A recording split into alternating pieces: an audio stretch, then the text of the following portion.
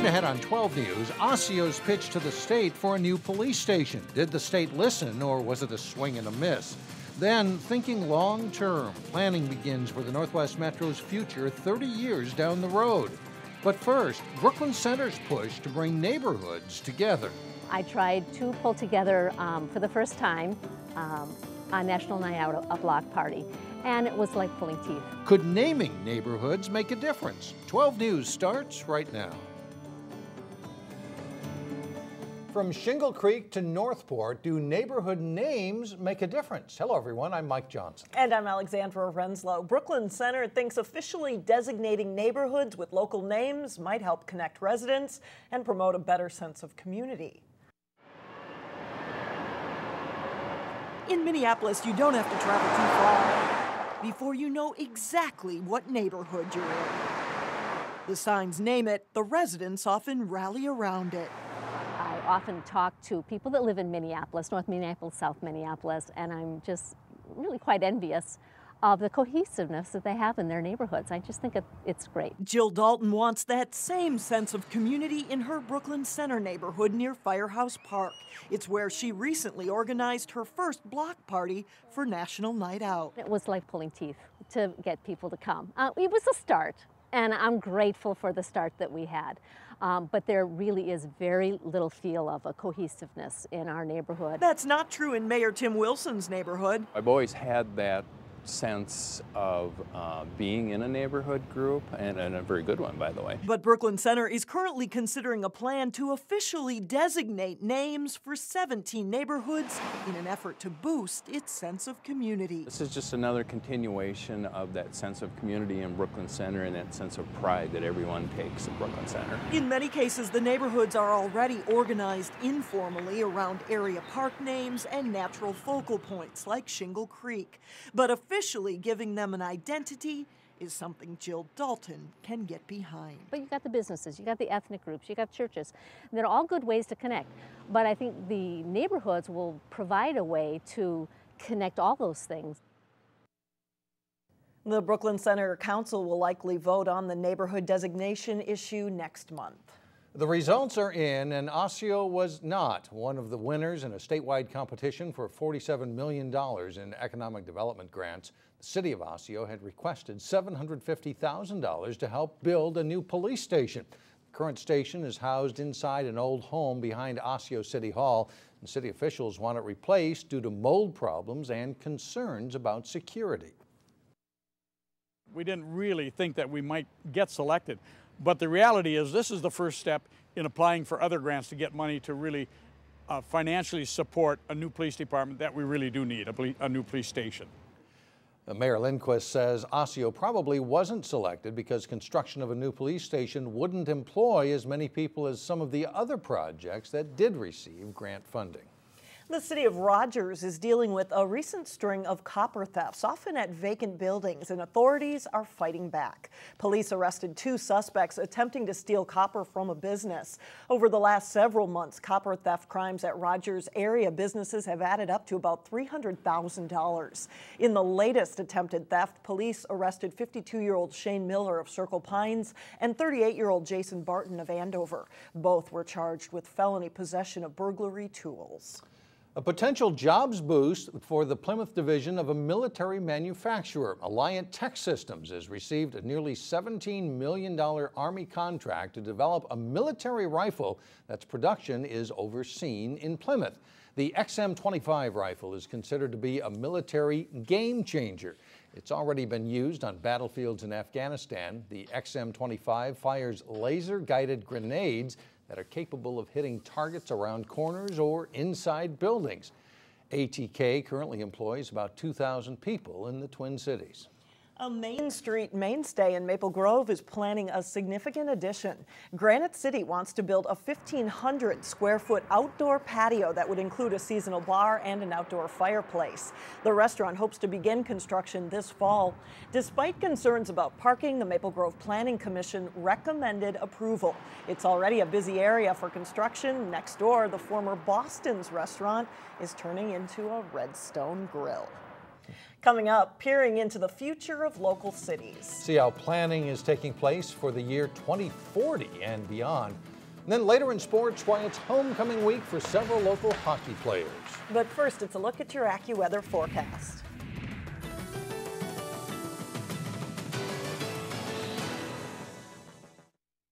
For most of us, it's hard to make plans months in advance, let alone decades. But that's exactly what the Metropolitan Council has to do, and it's asking for your input. Renee Bonneau is here to explain how you can help. Mike and Alex, the Met Council's in charge of coming up with a long-range plan for development and policies of the Twin Cities for the year 2040. To figure out what that vision should look like, the council wants to know, what do you want your community to look like over the next 30 years? Thursday morning, about 30 people gathered at the Plymouth Creek Center to talk about the future. It's like looking into a crystal ball and looking, kind of stepping into a time machine. What do you expect the region to be like? What do you expect your neighborhoods to look like? What do you want them to look like? This is one of 10 public listening sessions the Metropolitan Council's holding this month as part of its long-range planning effort called Thrive MSP 2040. Normally people present plans and ask people to react to them. Instead, we're starting with a broad question of how do you want to live in the metro area in the year 2040? The council's calling on residents, local government, and developers to identify what works and what needs to change in their communities. Thursday, many discussed the importance of transit and housing and how both need to adapt to changing demographics. The number of senior citizens is going to double by the year 2040. We also know that 43% of the folks in our region are going to be people of color, many new immigrants. How do we maximize that opportunity and plan for it? The Met Council says it'll use the listening sessions to draft different possibilities for its long-range plan. It'll ask for public input again before adopting its official plan in 2014. You don't have to attend a listening session to weigh in. Just go to thrivemsp.org to find out more about this effort and to share your ideas. Mike and Alex. All right, Renee, thanks. What's in the future for Plymouth that could become the next heart-safe community? About 40 Plymouth residents gathered Thursday to receive CPR training and learn how to use an automated external defibrillator. Several members of the group will then go out and do similar training exercises throughout the city. They hope to help Plymouth not only achieve the heart-safe community designation, but they also want to know what to do if someone has a sudden cardiac arrest. The survival rate as it is only about between 5 and 10% if you have an episode today. So by doing hands-only CPR and using an AED device to shock the heart back into rhythm, you can increase that probability substantially. Plymouth Rotary Club members who received the training plan to spend the next years reaching out to companies and organizations to pass on their knowledge. Still ahead, the accomplishment that puts an Armstrong High School student in elite company. And up next in sports, the Hopkins Volleyball team is playing very well coming into Thursday's big match against Wayzata. John Jacobson has that and more when we come back. Pretty good chance for professional scouts and college scouts to get a look at a whole lot of hockey talent all in one spot. Yeah, great exposure for the young athletes. It is. You know, some of them have college commitments, but a lot of them do not. And so a chance over the next few days to maybe perhaps impress some people. It is homecoming week for a lot of Minnesota hockey players. The North American Hockey League's annual showcase event is underway in Blaine. The showcase features all 24 NAHL teams who each play 4 regular season games in the 5-day tournament at the Schwann Super Rink. The Aberdeen, South Dakota team in black features 3 local high school graduates, Tanner Holmquist from Hopkins, Patrick Steinhauser from Benilde St. Margaret's, and Jake Horton, a 2002 Benilde grad who is a healthy scratch from today's game against the Sioux Eagles. Even if it's only for a few days, the guys say it's nice to be home. It's really cool, and your families get to come in. It's nice to get to watch you play 3-4 games here, so it's nice being able to see your family and everything. And again, once all of us Minnesota boys got off the bus, we're like, wow, feels good to be back. It's fun, yeah. It's great. Played here a couple times, and so it's nice to get back on some ice that you're used to. But the ice back in Aberdeen for us is really nice too. The atmosphere over there is great. So it's still nice to come home and get some home ice. It's real nice. While the players are enjoying junior hockey so far, the ultimate goal for most is to play college hockey. Several hundred college and professional scouts attend the tournament. The players know they're being watched, but try to ignore it as best they can. Not really. I mean, I think if you just go out there and play your game, I mean, it translates to a team. I mean, if you get pucks deep and you're playing unselfish hockey, it really doesn't matter. You look good and the team looks good. Every player playing junior hockey knows there's going to be people watching you every game you're at, whether it's a regular home game or a regular season game, a playoff game, or whether it's here at the Showcase. You always know there's someone watching you, whether it's your own coaches and you got to prove to them, or college coaches at the next level. One of the assistant coaches for Aberdeen is longtime Osseo High School head coach Garrett Strode, who is in his first year with the club. A total of 12 players who skated for high school teams in the northwest suburbs are on NHL rosters. The tournament runs through Sunday and is open to the public. The Hopkins High School volleyball team is off to a great start this fall, and the Royals will start their late conference schedule with a big match against Wayzata. Jason Melillo has more. Hopkins Volleyball has charged out of the gate this season, winning 10 of its first 11 matches. 4, maybe 5 of our kids played a lot last year, so we do have some experienced players. We did graduate a couple big keys to our offense, and Taylor Lockett and Becca Woodstraw, but so far we've been able to, have some younger kids step up, which is what you hope for every year. The Royals cite good ball control and solid defense as the keys to their fast start, but more importantly, they're communicating on the court. We came into this not really knowing what to expect. Last year was we all got together we all got along really well, and I didn't really know if we were gonna, be as close as we were last year, and I think we've been doing really well playing together as a team, putting it together, on defense and serve receive, kind of getting the pass, getting the set, and the hit all in one. After ripping through its non-conference schedule, Hopkins starts conference play against Lake rival Wayzata. As usual, the Lake is stacked with good teams, 4 of which are currently ranked in the top 10.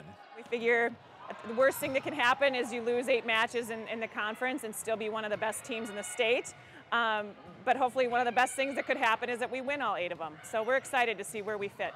Hopkins has been a hard luck loser in the section tournament for the last 4 years, and that's fueling the Royals' desire to make state this season. I think we can definitely get to state. I've never really thought that so strongly before, so I'm excited.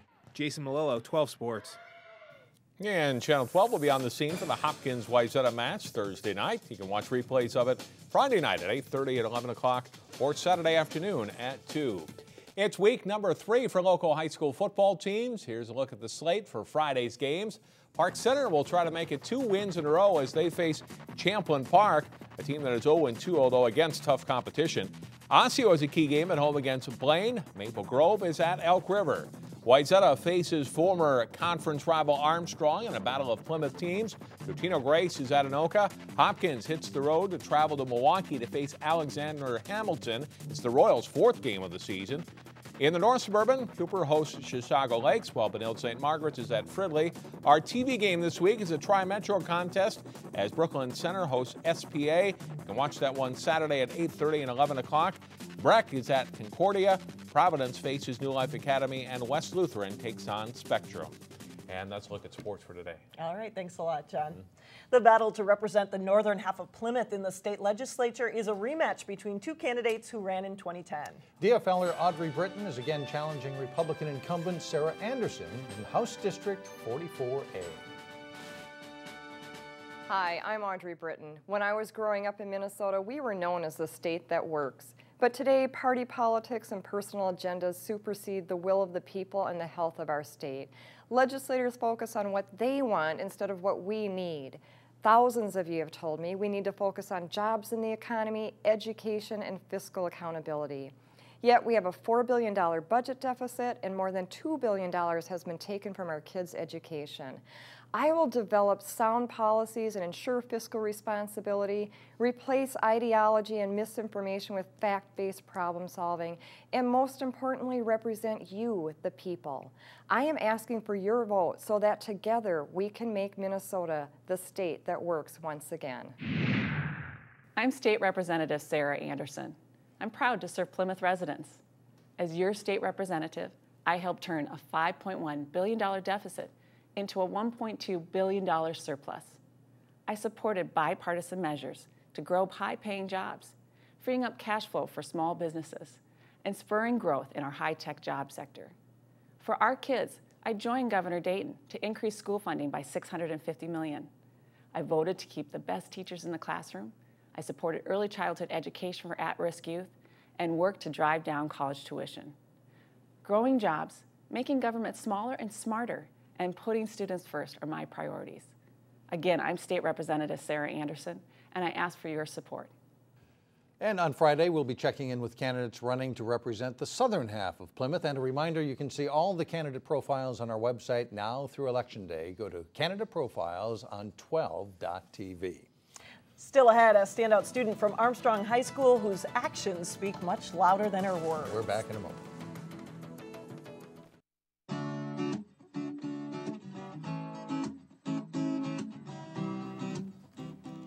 National Merit semifinalists were announced this week, and on that list is today's standout student. Allison Dominguez is a senior at Robbinsdale Armstrong High School, and as Shannon Slatton reports, she's at the very top of her class.